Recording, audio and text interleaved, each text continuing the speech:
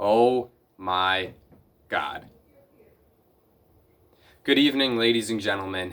In today's video, I'm going to be discussing today's jaw-dropping trade in which we saw 4 teams get involved, multiple all-stars get moved, and a whole lot of first-round picks trade hands. And obviously, the highlight of this trade is James Harden getting moved over to the Brooklyn Nets.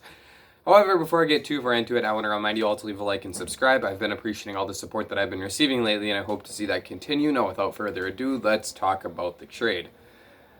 I mean, this has to be like one of the biggest trades of all time. I think it's probably the most draft capital ever moved in one trade ever.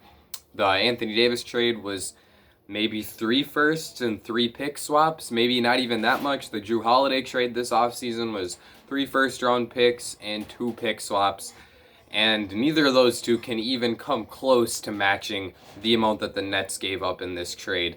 But they got James Harden. Yes, they had to give up the 3 firsts, the 4 swaps, Karis LeVert, Rodions Kurucs, Jared Allen, Taurean Prince. They gave up a whole lot in making this trade, but they gave themselves an absolute great chance to win the championship in this upcoming season. Yeah, I get it. There's going to be questions about their defense and their chemistry, and is the culture going to be okay? But people are just not talking about the fact that this might be the single most offensively talented team of all time. It's right up there rivaling the best versions of the Golden State Warriors that we saw when they had Kevin Durant. The on-ball creation that you have on this team between 3 players is just unrivaled in NBA history, and it is incredible. I can't wait to see them play, and I just don't know what's going to happen because there's never been this much offensive talent on one team, with the exception of that Warriors squad. But on that team, you had Klay Thompson and Steph Curry, who are willing players to take a step off the ball and run around off screens as off-the-ball shooters. And out of these 3 guys, Kevin Durant is probably the most willing off-the-ball player. So we'll see if he ends up being resorted to that role and James Harden is ball dominant, or if James Harden can play off the ball a little bit more and be more of a shot creator, or not even like a shot creator, because he's always been that. You know, he scores 35 points per game and dishes out 10 assists. Like, that's the highest level of shot creation. But can he start to be a bit more of a on the ball and off the ball player instead of just being completely ball dominant and having a heliocentric offense ran for him at all times? Remains to be seen. But holy cow, this team is going to be special. They've got a very real chance to win the finals this year. At this point, I think that they are probably my pick. I think that I've said Milwaukee and the Clippers are my 2 teams that I think are the best in the league, closely followed by the Lakers. And this certainly gets the Nets right at the very top of that group, if not a little bit of a step above. So, yeah, this is a huge gamble by the Nets. They pretty much sold out on their future. If this doesn't go well, then this is perhaps going to be the single worst trade of all time, which prevents me from being too optimistic about it all. But if it works out, and they win a championship this season, or a championship next season, or who knows, maybe a championship in both of those years, then it will have been worth it, and this will all be a win for the Nets. So it's really interesting here how close this could be from being a great trade that wins them a championship or the worst trade of all time. I really don't think there's much of an in-between there. And yeah, this is going to be one of the more fascinating franchises moving forward, both to see how they manage the rest of their very few assets, if they're able to add some more supporting players to surround those 3 superstars. But, I'm just in shock. This is the biggest news of the year.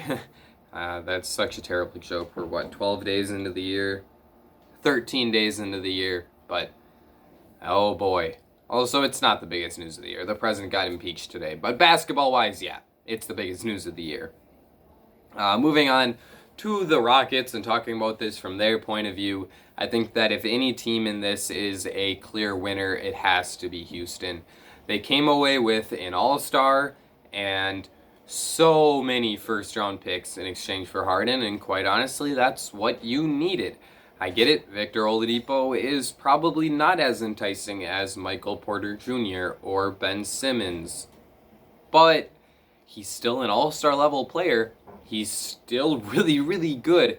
And he also is an expiring contract, so if he's bad, you kind of just created some cap space for your team. And I don't think they'll have cap space because you still have John Wall's extravagant contract on the books. But, they acquired a player who could be a bit of an interesting piece for them, could help them win now, and perhaps could bring back some more value if they choose to go in a direction where they sell off all their pieces.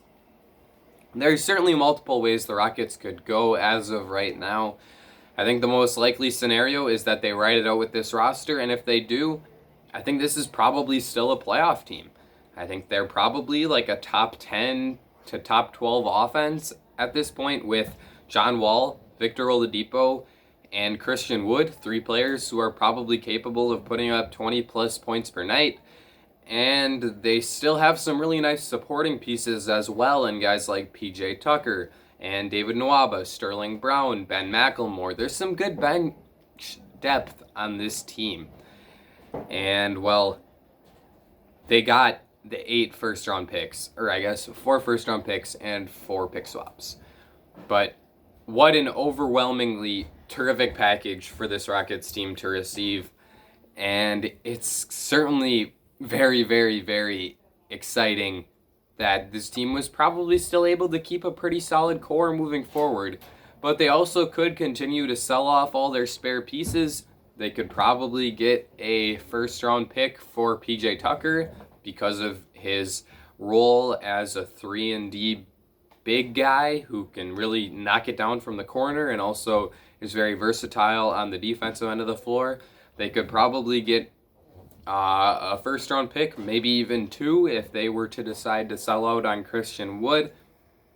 Victor Oladipo is expiring, so you could probably get another first for him. But I don't know if I would do that if I were the Rockets. You still have a chance to be a good team. You still have a chance to make the playoffs. And that's solid, and it's something to root for. So I like this trade quite a bit for Houston. I think that they are the biggest winner of the day.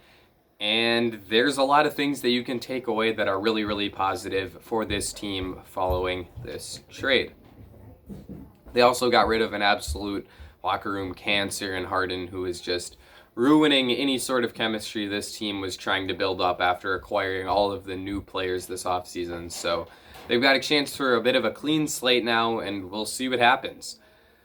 The Indiana Pacers got Caris LeVert, and I think maybe a second-round pick as well in exchange for Victor Oladipo. I think this is a pretty good trade for them as well, as they're able to get I was going to say younger player, but I actually think that LeVert and Oladipo are pretty similar in terms of age. But they're able to get a player who is under contract for the next 3 seasons, I think, who is also on a fairly good contract. Actually, I think Caris LeVert might be on one of the best contracts in the league, as it's only paying him $16 million annually, if I'm not mistaken. So that's a really nice bargain for this team. And what he's going to bring for them on the court should not be overlooked. He is a player who is versatile defensively and is able to use his athleticism and length to be troublesome on the ball. And on the offensive side of the floor, he can really, really, really score it. He hasn't quite taken the leap as a playmaker that he needs to grow into an all-star, but if you just need someone who can get you a bucket, Caris LeVert can do that. And he is a very accomplished scorer. He can score at all 3 levels. He can get to the rim. He can get to the mid-range and get to spots that he likes and knock down looks from there. And he also has a really nice pull-up 3-point shot. So I think that this was a nice move for the Pacers. You get a similar level of player at the same position as the one you got rid of. This does hurt the defense, and now you've got LeVert, or I guess LeVert's not a bad defender. I think he's right around average, but you're replacing an all-defense level player with an average defender. So that is going to hurt the defense, but I do think this is a good move for Indiana, and I think that it's probably going to help them out a little bit in the long term just to have this cheaper contract and still have a really good player in Caris LeVert. Finally, with the Cleveland Cavaliers, they acquired Jarrett Allen and Taurean Prince in exchange for a second-round pick, Dante Exum, and a first-round pick. Now, the biggest thing they gave up here was a first-round pick, and that is a future first that does not belong to them. It is the Milwaukee Bucks pick. And considering the Milwaukee Bucks have Giannis signed to a 6-year extension, I don't think that pick is going to be very valuable. They also acquired a player who is about 22 in Jarrett Allen that fits along very, very nicely with the ages of their young core, like Colin Sexton, Darius Garland, Isaac Okoro. He lines up very well with them in terms of age. He's a very good player who can continue to make this Cleveland defense better, and they've already been terrific so far this season. So to just add another guy who can be a plus rim protector and perhaps could develop into someone who could guard on the perimeter is a really savvy move.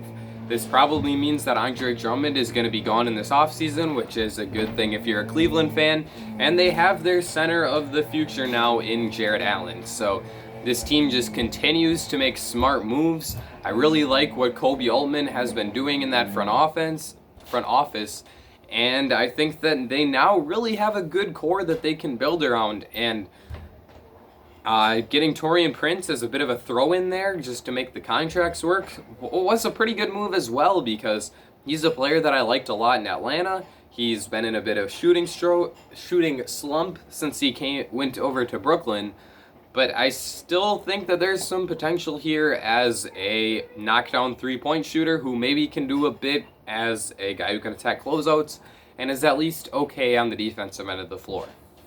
So for Cleveland, I think this was a great trade. They didn't give up too much, and they got a really nice pair of young players, especially Allen, though, as Prince isn't quite as intriguing because he's kind of on a bad contract and isn't quite as good of a player as Jarrett Allen. But I think this is a really good move for the Cavs, and I put them right behind Houston in terms of the winners of this trade. Let me know what you think in the comment section down below. Who won this trade? Who lost it? Did Brooklyn give up too much? Did they not give up, or did Houston not get back enough, I should say? What are your thoughts? Which of these four teams are you most excited to see now? The obvious answer here is Brooklyn, but Houston is probably going to be pretty fun. The Pacers made an interesting move, and the Cavs added a big man for the future. So there's a lot to look for in all four of these teams, and I'm excited to see what happens from here because the NBA landscape has completely changed now that James Harden is a Brooklyn Net. I think that they're probably the championship favorite now, and yeah, we'll see what happens from here, but holy cow, what a day. Leave a like and subscribe if you enjoyed this video. That's going to be it for me. Ladies and gentlemen, I will see you all again very soon.